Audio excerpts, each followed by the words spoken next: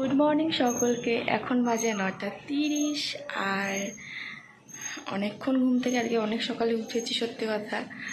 তো ওই জন্য একটু বসে বসেই ছিলাম। আর হচ্ছে আমার ব্রাশ করা হয়নি এখনও। আর দোতলায় চলে এসেছি, হাওয়া দিচ্ছে, আজকেও মেঘলা মেঘলা করে আছে, ওই জন্য তো চলো ছাদে গিয়ে ভালো হবে, কারণ হাওয়া দিচ্ছে তো হাওয়াটা ভালো লাগে মেঘলা মেঘলা ওয়েদারে। আর কেমন যেন হচ্ছে শরীরটা, আমি জানি না কিছু হবে আমার নাকি, মানে কেমন একটা হচ্ছে, মাথাটা মনে হচ্ছে কেমন ঘোরাচ্ছে, মানে কেমন একটা অস্বস্তি হচ্ছে আমার শরীরের ভেতর। আমি বুঝতে পারছি এটা কালকে থেকেই হচ্ছিল। তো চলো, জানি না, যা হয় হবে, ওপরে গিয়ে তারপরে কথা হচ্ছে।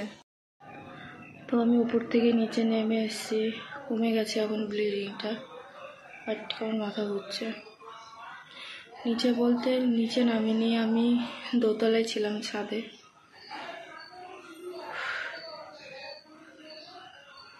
বেশি ব্লিডিং হয়নি, তাও অনেকটা হয়েছে। কাকিস আমার কাছে জল ছিল ওপরে, কারণ আমি দাঁত মাজবো বলে জল বোতলে করে 2টো বোতল আনি, বড় বড় 1 লিটারের, মানে 2 লিটার জল ছিল গাছে টাছে দেই বলে। তো মা এসেছিল জল টল নিয়ে। দেখি ডাক্তারকে ফোন করবো, কারণ এই নিয়ে এই মাসে 2বার হলো ব্লিডিং, কিছুদিন আগে আর আজকে।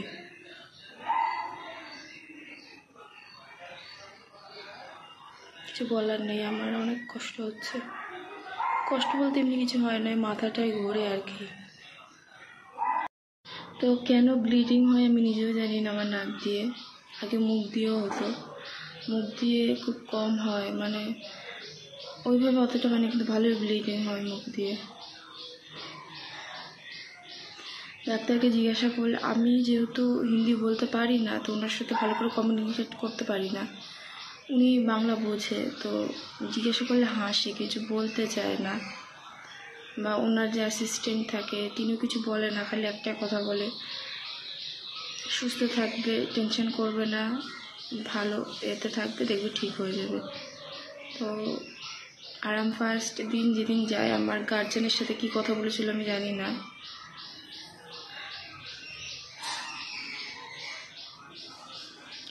এমনি কিছু হয় না, পেন টেন কিছু হয় না, বাট এই মাথাটা ঘোরাচ্ছে।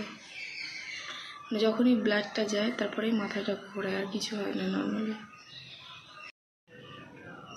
তো ভালো লাগছে না সত্যি কথা, মানে আমি নিচে নেমে যাব, আমাকে নিয়ে গেল না মা, কারণ কেউ নেই বাড়িতে যে আমাকে ধরে নিয়ে যাবে। আমি বললাম আমি ওপরে থাকি, এমনি তো সমস্যা কিছু হচ্ছে না, একটু মাথাটা হালকা ঘোরাচ্ছে, নেমে যাবো নিচে। এই প্রবলেমটা আমার ছোটো থেকে ছিল, আমার মা বলে নাকি ছোটোবেলায় আমার নাক দিয়ে ব্লিডিং হতো, খুবই কম, বাট এরকম হতো না, কিন্তু ভালোই ব্লিডিং হতো নাকি নাক দিয়ে, বাট হট করে এটা হয়েছে, শুরু হয়েছে। অনেকে ভাবতে পারে যে শরীর গরম, না, শরীর গরম থেকে আমার হয় না, এটা কী কারণে আমি নিজে জানি না। আর আমি অনেকবার প্রেসক্রিপশনে রোগের নাম লেখা থাকে, পড়ার চেষ্টা করেছি, বা হাতে লেখা আমি উদ্ধার করে উঠতে পারিনি সত্যি কথা।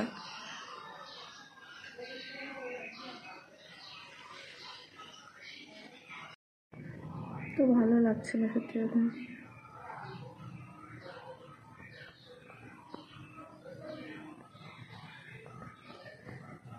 তো দেখি কথা বলছি, কি বলে ডাক্তার, কারণ উনি নেই এখানে, উনি মানে উনি বাড়িতে গেছেন, চলি উনি এখানকার ডাক্তার না, বেলুরের ডাক্তার। তো উনি ওখানে গেছেন, কবে আসবে, জুন মাসে আসার কথা। তো ওনার অ্যাসিস্ট্যান্ট যারা আছে, মানে ওনার আন্ডারে আরও যারা আছে, তারাই দেখে অ্যাকচুয়ালি এখন আমাকে। দেখি কী বলে, যদি যেতে বলে যেতে হবে। ভালো লাগছে না।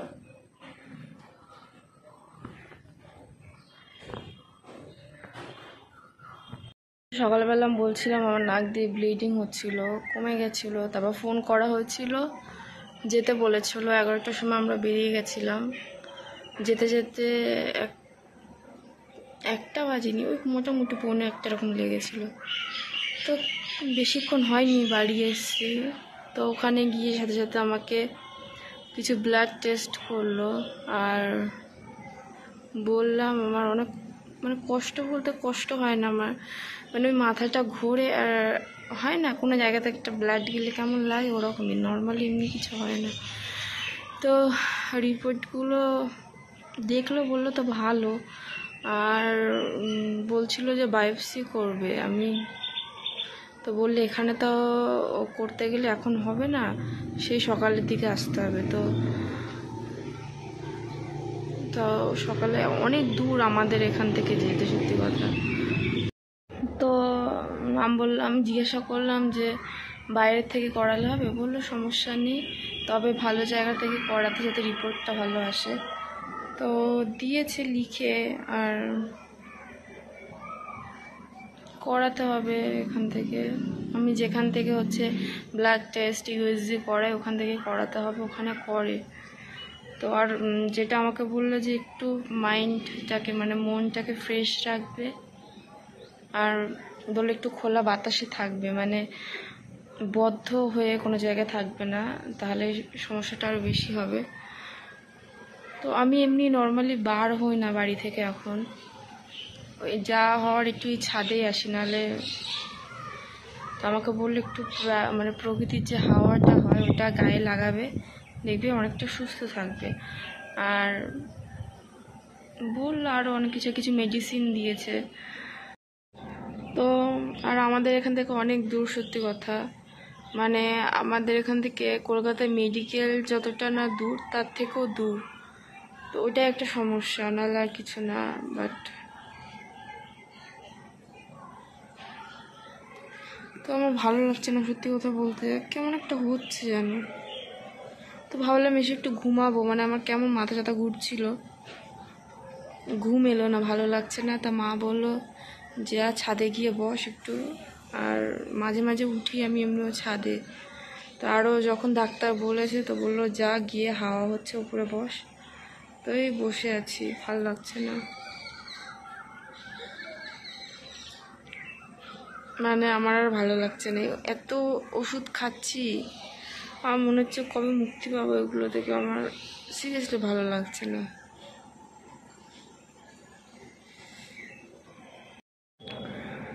তো এই বসে আছি ছাদে, সূর্যের রোদ, ওই দিকটা গিয়ে বসলাম, ছাওয়া, গায়ে হাওয়া লাগছিল না। এখানটা বসেছি তার রোদ। আমি যখন হচ্ছে ভিডিও বানাই, নর্মালি রিলস টিলস বানাই, যখন ছাদে উঠি তখন সূর্য ডুবে যায়, সাথে সাথে সন্ধ্যা হয়ে যায়। আর এমনি সময় যখন এসে বসি, সূর্য কোনো মতে আর ডোবে না, কেন আমি বুঝি না। তখন কত তাড়াতাড়ি সন্ধ্যা 6টা হয়ে যায়। আর আজকে 5:30 বেজে গেছে, সূর্য ডোবার নাম নেই। আর আমি অন্যদিন যখন এই সময় পুরো সূর্য ডুবে, মানে সূর্যের নিশ্চিহ্ন দেখা যায় না, কেমন অন্ধকার মতো লাগে যেন, মানে কি বলবো। আর আমার আইব্রোগুলো কেমন উঠে গেছে, কেমন লাগছে দেখতে।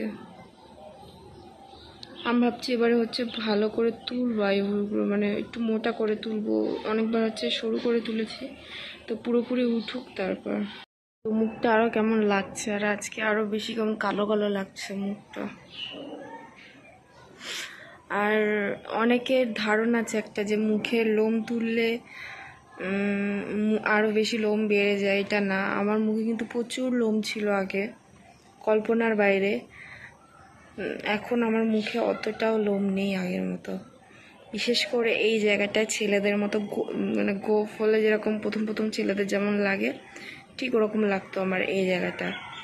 বাট আছে, ওঠে, আর লোম নেই মুখে সেটা বলবে না, কিন্তু অনেক কমে গেছে আমার লোম তুলে তুলে, অনেক কমে গেছে, একটু মানুষের মতো লাগে মুখটা আর কি।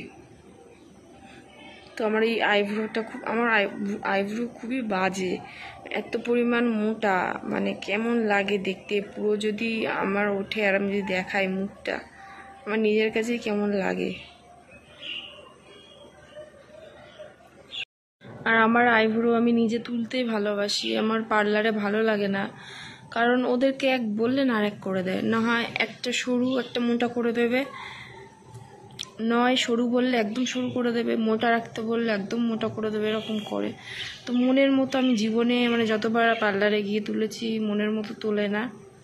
দেন আগের থেকে যারা তোলো জানো দামটাও বেড়ে গেছে, আর আমার মনের মতো হয় না বলে আমার ভালো লাগে না। তো আমি নিজেই হচ্ছে বাড়িতে ওয়াক্সিং করে তুলে নিই, আমার ভালো লাগে না। তো আমার নিজের মতো শেপ দিতে পারি, নিজের পছন্দ মতো তুলতে পারি, ভালো লাগে। আর যেহেতু আমি নিজে পারি করতে, ওই জন্য বেকার টাকা খরচ করে কোনো লাভ নেই। মনের মতো আমি জীবনে কোনো পার্লার থেকে, যত পার্লার থেকে তুলেছি আমাকে আমার মনের মতো করে তুলে দেয়নি, মানে অস্বস্তি লাগে আমার। আর ওই দেখো সূর্য, ঠিক আমি এই জায়গাটা বসেছি, আমার মুখেই হচ্ছে লাগছে ওর আলোটা। আর এইদিকে দেখো আকাশটা খুব সুন্দর লাগছে দেখতে, এই যে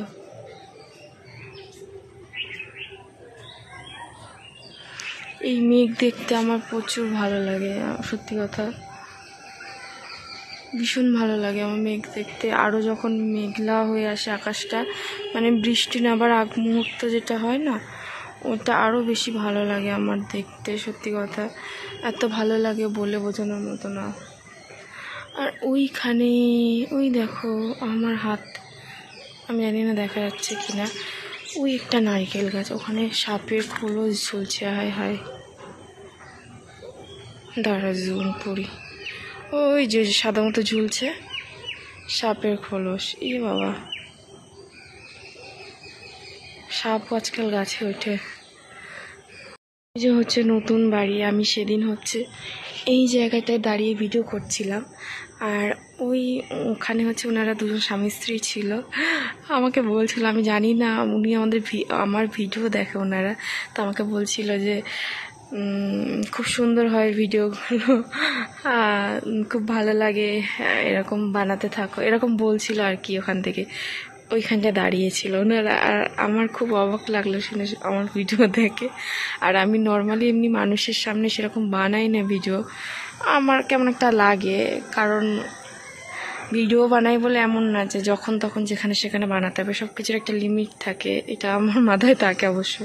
তো শুনে বেশ ভালো লাগলো, বলছিল খুব ভালো হয়, বেশ ভালো লাগে তোমাকে দেখতে। ওখানে দাঁড়িয়েছিল ওইখানটায়। তো যাক, শুনে খুব আমার ভালো লেগেছিল সেদিন, সত্যি কথা। তো সেদিন বলছিল আমার খুব ভালো লাগছিল।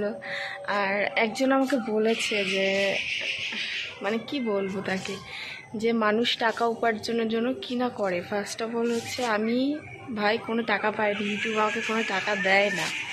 আর যারা হচ্ছে এই বিষয়ে জানো তারা জানবে যে আমাকে অন্তত এই মুহূর্তে টাকা দেবে না ইউটিউব। টাকা পাওয়ার জন্য একটা নির্দিষ্ট একটা দরকার হয়। আর সেকেন্ড কথা হচ্ছে, টাকা উপার্জনের জন্য আমি এখানে আসিনি, আমি একা থাকি, সত্যি কথা আমার অবসর সময়টুকু কাটাই, এটাই ভালো লাগে আর কি জন্য। তবে হ্যাঁ, অবশ্যই মানুষ, দেখো একটা কথা জানবে, কোনো কাজ ধরো তুমি করছো, সেখানে গিয়ে করছো, সেখানে টাকা অল্প, ঘরে বসে তুমি কিছু করে যদি অনেক টাকা পাও, মানুষ তো সেদিকেই ছুটবে, এটাই স্বাভাবিক না, এটা তো অস্বীকার করার কিছু নেই। তো আমার মূল উদ্দেশ্য না যে টাকা কামাবো, আর আমি কোনো টাকা পাইও না, এটাই হচ্ছে কথা। সেকেন্ড হচ্ছে আমার অবসর সময়, কারণ আমি সারাক্ষণ ঘরে থাকি, আমার করার মতো কিছু নেই, সত্যি কথা। এটাতে আসলে আমার মনে হয় সামথিং কারোর সাথে কথা বলছি বা এরকম একটা ফিল হয় আর কি, মানে একটা সান্ত্বনা নিজেকে দেওয়ার, সময়টা কাটানো, এছাড়া আর কিছুই না। তবে দেখো, টাকা দিলে দেবে সেটা ইউটিউবের ব্যাপার, তো তার মানে এই নয় আমি মানে কি বলবো টাকা উপার্জনের জন্য নেমে পড়ছি, এরকম কিছুই নয়। তো মানুষ যদি ঘরে বসে অনেক টাকা ইনকাম করতে পারে এর থেকে, তা কেন ছুটবে না মানুষ? মানুষ টাকার পিছনেই ছোটে আজকাল, অন্য কিছুর পিছনে ছোটে না। টাকা না হলে পেটে ভাত জুটবে না, এটা খুবই বাস্তব কথা। তো লেখাপড়া শিখে চাকরি আজকাল কজন পায়? তো চাকরি তো আজকাল অত টাকা উপার্জন করে না। তো যেদিকে টাকা বেশি মানুষ সেদিকেই ছুটবে, এটা খুবই স্বাভাবিক। আরেকটা কথা হচ্ছে যে ভালো রেসপন্স পাচ্ছি বলে আমি ভিডিও বানাই, ওরকম কিছু নয়। মানে 0 থেকে 110 জন হওয়াটা এতটা সহজ না। তো এটা বোঝার ক্ষমতা কারণে। আর আমার যতটুকু সামর্থ্য যে আমি কোনো অশ্লীল কিছু বানাই না যেটা দেখলে 5 জনের ক্ষতি হবে বা কিছু। নর্মাল আমি যেটাই মানে আমার যেটা ভালো লাগে আমি সেটাই দেখাই। কারণ সারাদিন যে একাটা থাকি তো এটা করলে আমার মনে হয় যে আমি কারোর সাথে কথা বলছি বা আমার কিছু একটা ভালো লাগা এই দেখছে পাশ, এটাই, এছাড়া আর অন্য কোনো কারণ নেই। আর মাঝে মাঝে হ্যাঁ টুকটাক অন্য ভিডিও ছাড়ি, তা ভালো লাগে, আমার আগাগোড়া ভালো লাগে এরকম ভিডিও করতে। আর আমি যতটুকু ঘাটাঘাটি করে জেনেছি ইউটিউব সম্বন্ধে, শুধুই মানুষ যে টাকা কামানোর জন্য ইউটিউব ভিডিও বানায় এরকম কিন্তু না, আমাদের অনেক কাজে কিন্তু হেল্প করে ইউটিউবের ভিডিও। যেমন ধরো রান্নার ভিডিওগুলো, আমরা সবাই কি সব রান্না জানি? অনেক সময় আমাদের এমনও হয় যে কেউ থাকে না হেল্প করার, বা সে বাড়ির লোক জানেই না এই রান্নাটা কীভাবে। আমরা চাইলেই সহজে ইউটিউব থেকে সেই রান্নাগুলো খুঁজে নিয়ে রান্না করতে পারি। তারপরে মেয়েদের যেরকম মেকআপের সম্পর্কে আমরা যে কোনো রোগ বৃত্তান্ত যে কোনো সম্পর্কে আমরা কিন্তু ইনফরমেশান পাই। গুগল থেকে অবশ্যই পাই, বাট গুগলের থেকে ইউটিউব থেকে বেশি পাই, কারণ প্র্যাকটিক্যালি ওইটা দেখানো হয়। তো টাকা তো দেখো, তুমি কষ্ট করছে তোমাকে টাকা দিচ্ছে, এটাই স্বাভাবিক। কেউ তো ফ্রি পয়সায় আজকাল কিছু করে না না। তো শুধু যে টাকা কামানোর জন্য সবাই ইউটিউব করে এরকম না, অনেক কিছু শেখা যায়, অনেক কিছু জানা যায়। এগুলো থাক, ফালতু বললে তো আমার কোনো কথা নেই, বুঝবে না এগুলো। তো আমার যতটুকু প্রয়োজন দেখানোর মানুষকে আমি ততটুকুই দেখাই, তার বেশি আমি উল্টোপাল্টা কিছুই করি না। আমার থেকে অনেকেই আছে যারা অশ্লীলভাবে অনেক কিছুই বানায়, তো প্লিজ তাদেরকে গিয়ে বলো, আমাকে এসব বলে লাভ নেই। কারণ